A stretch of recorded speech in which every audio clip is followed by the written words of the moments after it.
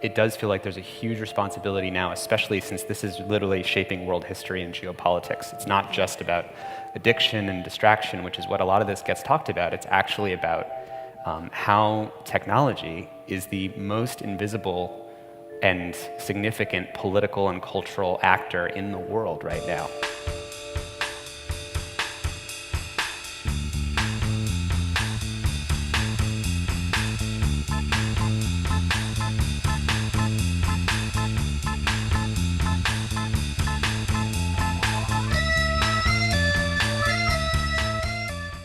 We need to get a hold of what's happening to us.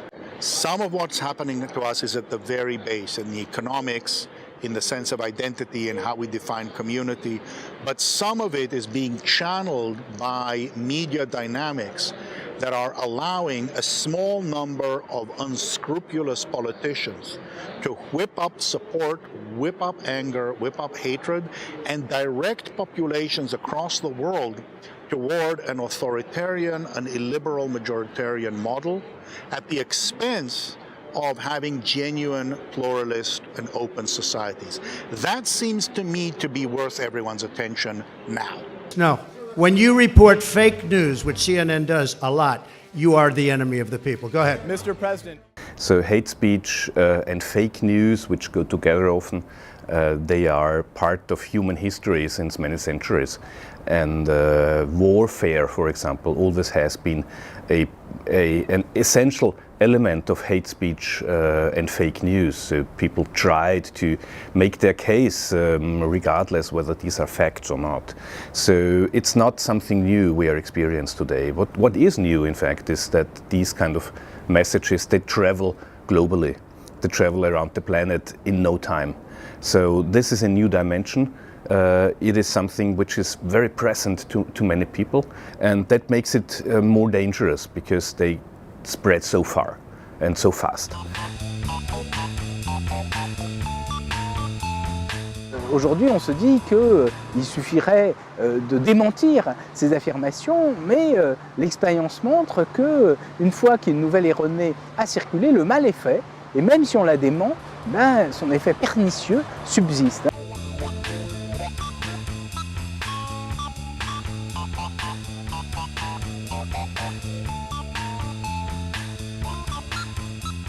There's no question that underlying dynamics of economic insecurity, of identity threat, whether it's based on racial anxiety, particularly in the US, these underlying dynamics get processed through people understanding what to focus on, how to interpret what's going on. And it's that dynamic of actually shaping how people understand the world around them in relation to their anxieties and hopes for which media is critical. What media do is they set the agenda and they frame the issue such that people begin to understand their anxieties through a particular political agenda and particular political leadership. And the question then becomes, how did, for example, a certain number of Americans channel their anxieties to support for Trump? Faço de vocês minhas testemunhas de que esse governo será defensor da Constituição, da democracia e da liberdade. Je crois que ce qui est important aujourd'hui, c'est d'être capable d'avoir un regard critique. C'est-à-dire, toujours, lorsqu'on prend une information, de se demander d'où elle vient, qu'est-ce qu'elle signifie, et de la confronter avec d'autres informations pour voir si elle n'est pas erronée, s'il ne s'agit pas d'une nouvelle de propagande. Et ça conduit justement à dire que, plus que jamais, la formation intellectuelle rigoureuse est nécessaire.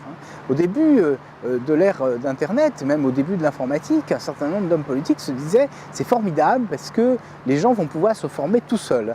ils n'auront plus besoin d'enseignants. Et donc, comme l'école et l'université coûtent cher, nous allons pouvoir faire de grandes économies. Je crois que c'est justement l'inverse aujourd'hui. Nous sommes dans une société de la connaissance et c'est la maîtrise de l'esprit critique, la mise en cause, la confrontation qui permettent de se tirer, bien sûr, de cet état de profusion d'informations dans lequel nous nous trouvons pris.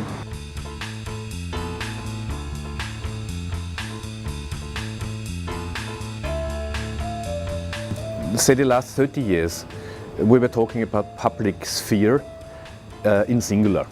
So it was a public sphere which was structured by not only the classical media, the big media like television and newspapers, but also, of course, by politicians. It was structured by lobbyists. It was structured by people coming from public relations who tried to influence the public space. So it was a certain kind of competition for public attention, but that's a different structure today. And what we see and what we can also see in our research is that people start to get organized themselves in little circles. So what we have today is a certain kind of micro spaces which are structured according to what algorithms think these people are interested in. That's dangerous because these people are not confronted anymore with real news, in the sense that they are not confronted with things they have not been interested before. Algorithms look to the past, and from the past behavior, they deliver what the algorithm thinks we are interested in. On vous profile et après, on formate ce que l'on va vous donner à voir pour vous. Alors bien sûr, ça risque de conduire à la fois à une vision erronée des choses, et puis surtout à une vision dans laquelle on va plus se confronter les uns aux autres. Nous aurons chacun des petites communautés de gens qui risquent d'être extrêmement isolés les unes des autres, et donc des sociétés de plus en plus éclatées. Au fond, ce qui disparaît, c'est l'espace public. Alors c'est tout à fait paradoxal parce que beaucoup de gens nous disent, parce que beaucoup d'informations privées est prise, que nous n'avons plus de vie privée, puisque cette vie privée va être exhibée publiquement. Mais en réalité, c'est plutôt l'inverse, c'est-à-dire que c'est le privé qui prend de plus en plus d'essor, qui va jouer un rôle de plus en plus important, et le public qui était l'espace de discussion, l'agora, là où les idées étaient débattues, cela a tendance à disparaître. Et ça, je crois que c'est vraiment la conséquence de l'utilisation importante de ces algorithmes de profilage d'individus.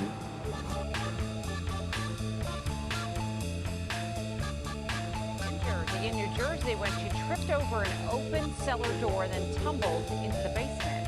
The 67-year-old woman was looking at her cell phone when she... People think often that, oh, we could never predict where technology is going. Like, oh, who knows? There's augmented reality and virtual reality and phones and new form factors, and it's so exciting, and who knows where it could go. And what we've been trying to say for years is that there's this invisible goal and all the incentives that are driving technology in one very specific direction.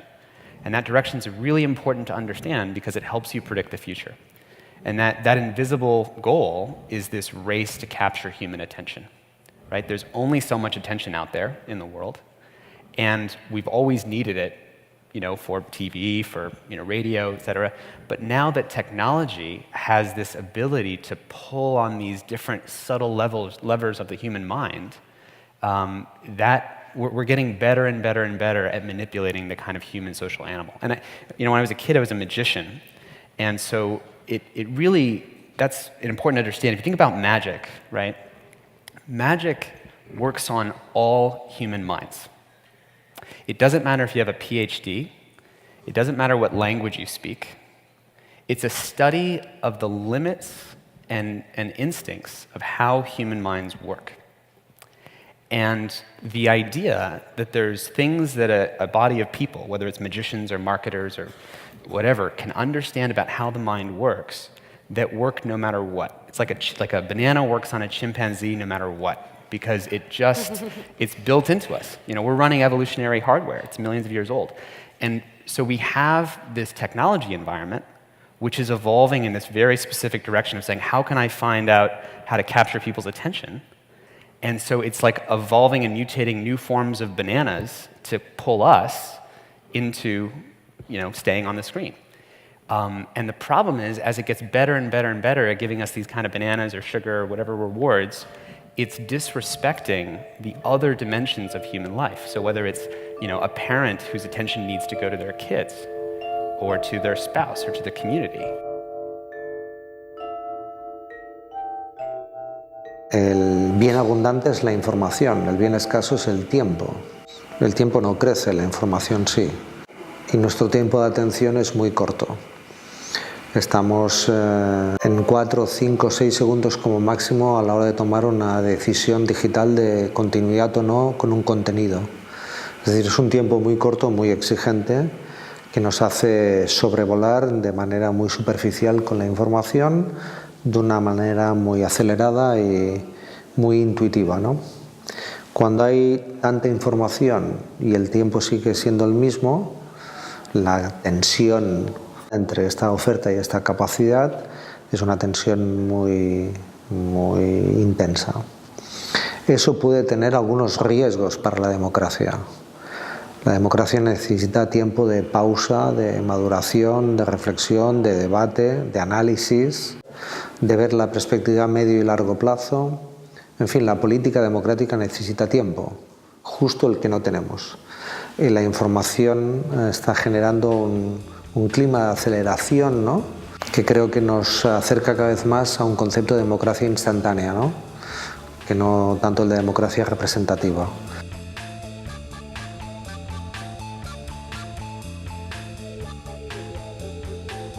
Dans la société d'aujourd'hui, contrairement à ce qui se passait autrefois, on essaye de savoir quel est le désir de chacun. On n'essaie pas, comme dans le monde stalinien ou dans le monde totalitaire du début du XXe siècle, de vous forcer à penser d'une certaine façon, ou de savoir ce que vous pensiez. Là, c'est un peu différent. Ce qu'on veut, c'est savoir ce que vous aimez, et donc on vous laisse penser. Et en réalité, pour résumer ça d'une formule, nous avions un monde dans lequel on faisait avancer les hommes avec le bâton, on les contraignait, et aujourd'hui, c'est avec la carotte. Donc, c'est la carotte ou le bâton, et nous sommes dans l'époque des carottes, mais ça n'est pas moins dangereux que le bâton, du moins pour notre faculté à être libre, ça, je crois, pose autant de problèmes que le bâton.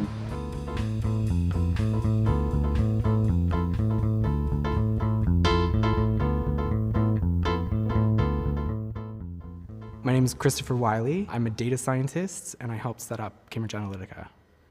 So we would know what kinds of messaging you would be susceptible to, including the framing of it, the topics, the contents, the tone, whether it's scary or not, that kind of thing. So what you would be susceptible to, and where you're going to consume that. And then how many times do we need to touch you with that in order to change how you think about something.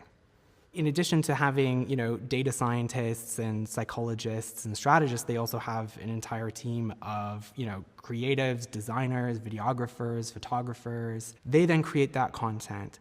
That gets then sent to a targeting team, which then, injects it into the internet. Websites will be created, blogs will be created, whatever it is that we think this target profile will be receptive to. We will create content on the internet for them to find. And then they see that and they click it and they go down the rabbit hole until they start to think that, something differently. Yeah. That's pretty cool, huh? Well, YouTube. Where's YouTube? As persuasion goes up, what is going down? The sovereignty and authority of an agency, the freedom of a mind. If the world is better and better and better at hijacking or taking over or persuading us, if that's going up, if YouTube's better at persuading us to watch the next video, we're losing something else. But it's the reason when you land on YouTube and you think, I'm just going to watch this one video, and then suddenly you wake up 2 hours later and you're like, what happened? It's because you landed on a supercomputer that's playing chess against, your mind is a chessboard, and it's playing chess against your mind, and it can see way more steps ahead in the chessboard because it knows way more about your mind than you do.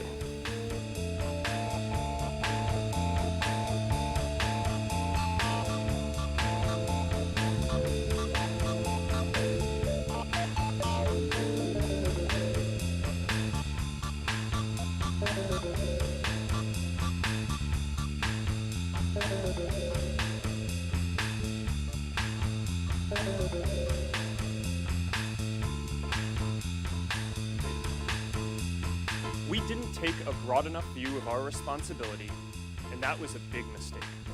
Y conseguir que las plataformas y estas grandes corporaciones se comprometan, digamos, en controlar el poder excesivo que han sido capaces de acumular, y a la vez necesitamos ciudadanos y ciudadanas que sean conscientes de que vivimos en una democracia instantánea y hay una tensión por la atención que hace que si nosotros no nos vacunamos contra nosotros mismos y contra el entorno en el que estamos, lo más probablemente es que cada vez nuestra mirada sea más estrecha, más simple, más corta y con menos capacidad de ver la realidad, ¿no?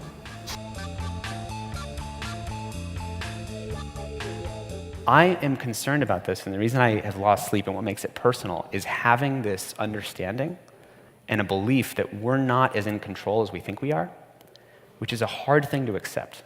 It's kind of you're kind of meeting the limits of your own perception. It's like I always say, if you beam enlightenment down into an ant, so now an ant opens its eyes and it has this knowledge of the universe and it knows how it works and it knows what its brain looks like and it knows all this stuff. The knowledge of that doesn't change the fact that it's still trapped inside of an ant body, that's still vulnerable to pheromones, and it's trapped inside of an ant mind that only has so much memory and attention and all these other things. So we're trapped inside of a mind-body system, which I think everybody who's at this conference, all the speakers are experts in. We're hearing from the best people in the world who understand how to operate that system. But persuasion is kind of the adversarial aspect of that. It's about taking over or undermining the authority of how we can independently navigate our lives. Et surtout, il faut savoir ce que nous souhaitons. Je crois qu'il faut peut-être qu'il y ait de plus en plus une réflexion collective sur un projet politique commun. Mais c'est bien sûr toujours la question de l'espace public, parce que cette réflexion, elle relève de l'espace public, et c'est ce qui est extrêmement difficile. Et on voit bien d'ailleurs ces acteurs, ils nous expliquent qu'ils vont nous aider en tant qu'individus. Et c'est vrai que la gratuité, le confort que cela procure, le nombre de biens matériels est de plus en plus important.